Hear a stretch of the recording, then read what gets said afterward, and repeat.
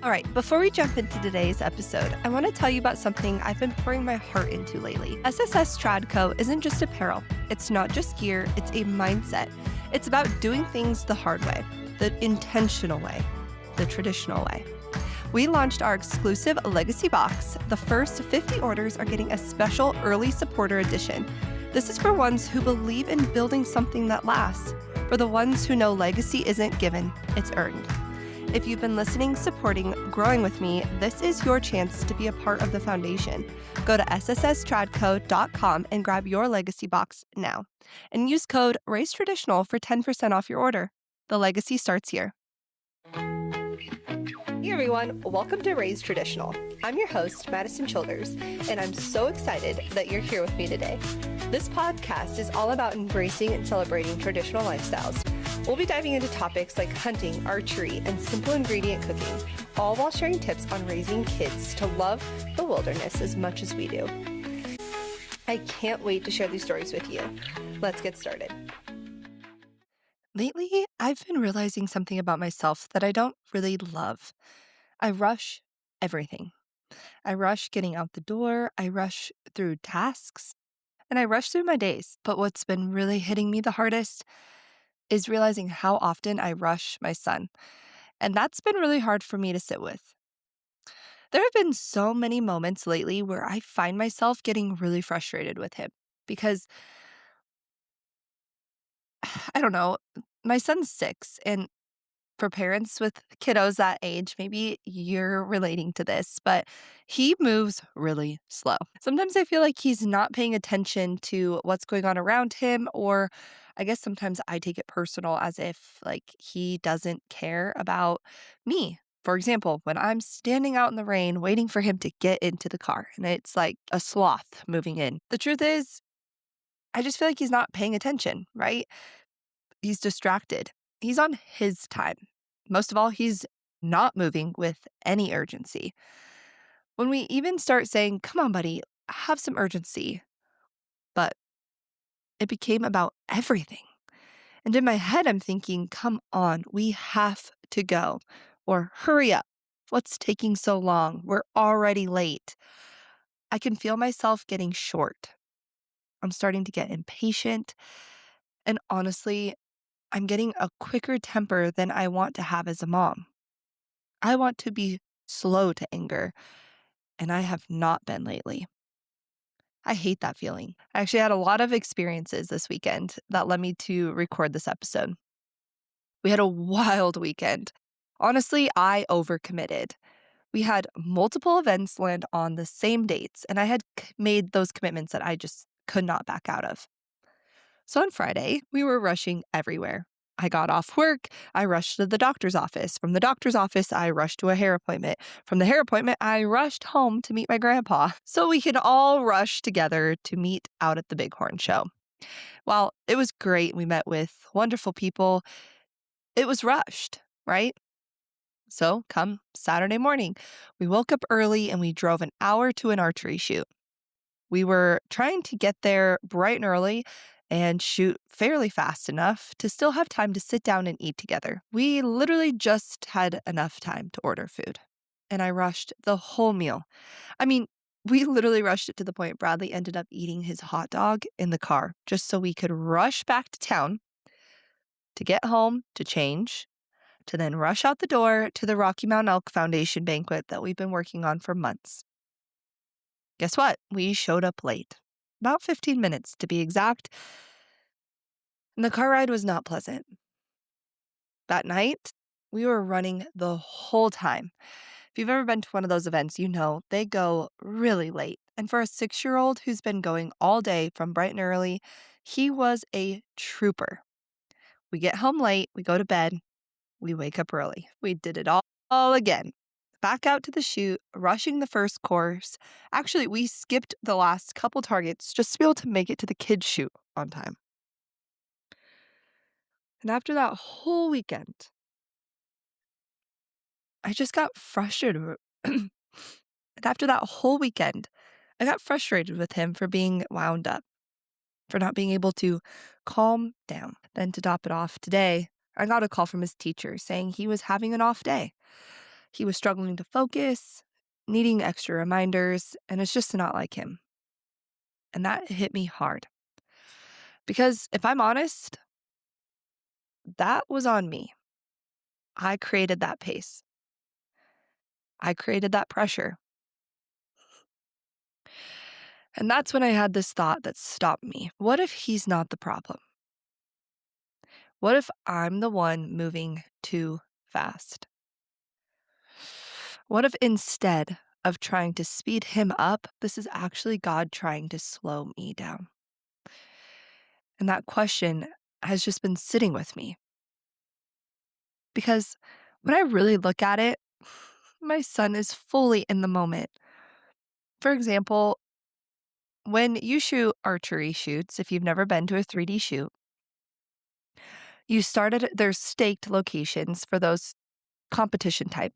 So, me, my girlfriend, and Bradley were shooting in a group of, well, I think there were 7 of us on Sunday, and the stakes were a little bit further back. So, her and I, and then there was actually one other gentleman, Adam, that was scoring as well.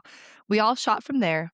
And then Jason and Grandpa and Longbow Bob, they shot from a hunter location. They kind of made their own location shots they would take, if they were really hunting. And then because Bradley's a cub, he gets to get up to the target much closer, right? So for him, it's always he's the last one to shoot because it just makes the most sense, right? Work our way up to the target where we have to pull arrows anyway and then move on. But you can imagine a 6-year-old having the patience to watch 6 other people shoot just to wait to fling one arrow. And the truth is, a lot of times when he shoots that one arrow, we're rushing him because there's people behind him. And while we might have taken a shot, if it's not competition, we're taking a couple shots. We're trying to perfect that shot, right? If we miss, we take it again. But then it's his turn because he's the last one because he has to shoot close. He shoots, he misses. He doesn't get to shoot again because nobody, there's people behind you. We got to go. Come on. Quick, quick, quick. Grab your arrow. Let's go. And looking back on this weekend, I mean, I have such a gut punch. I'm trying to create this positive experience for him. And in doing so, I am creating this rushed behavior, this doubt, bad habits.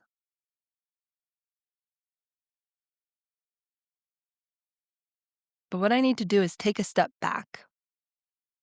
I need to look at it that he is fully in the moment. He's not worried about what's next. He's not worried about who's behind him or some to-do list.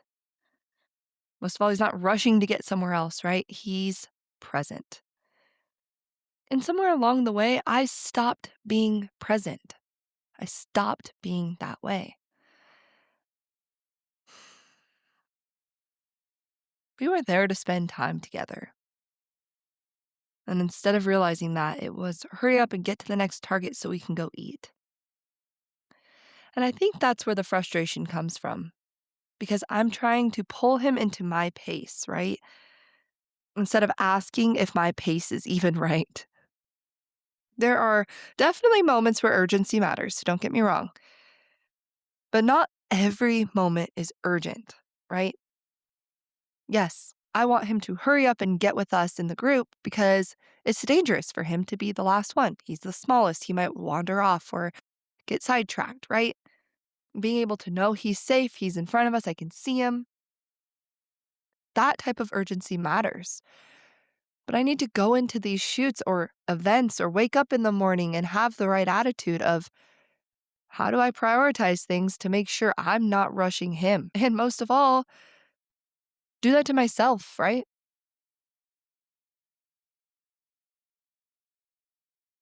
Every moment is not urgent. Just because I've been treating a lot of moments like they are, even in archery, I've been getting on him to slow down his shot. And now what? He's become a snap shooter. He's rushing his shot, and looking back, I can see it. That's my doing. Hurry up and take the shot. There's somebody behind you. You missed, too bad. Move on to the next one. If I'm being really honest, I think part of it is probably anxiety, feeling like there's always something else to get to, something else to do.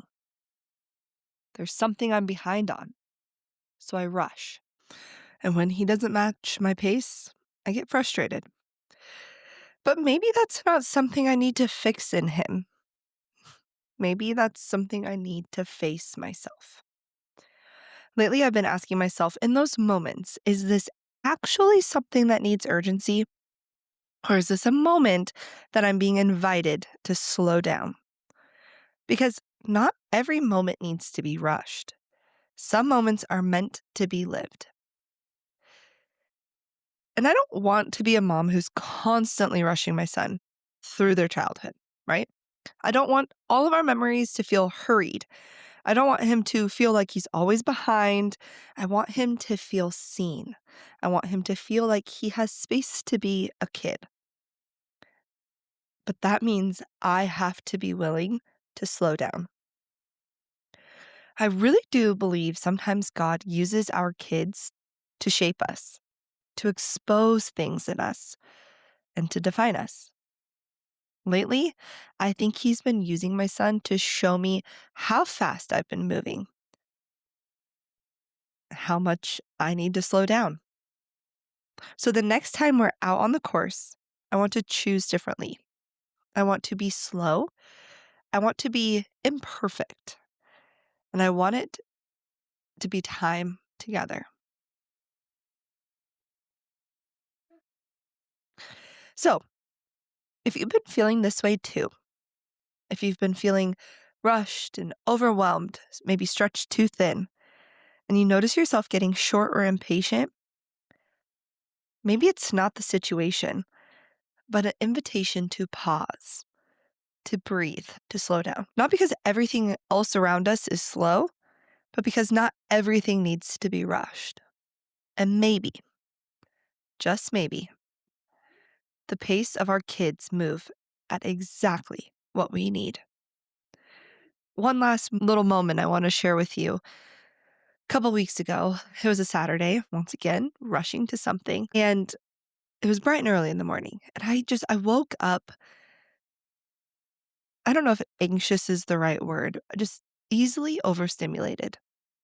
And it was me and my son running to do some grocery errands. And he said something, and I remember saying, buddy, I just need a little bit of quiet time for a moment, okay? And in that exact moment, I know that the Lord calls us not to be quick to anger, right? So in my own head, I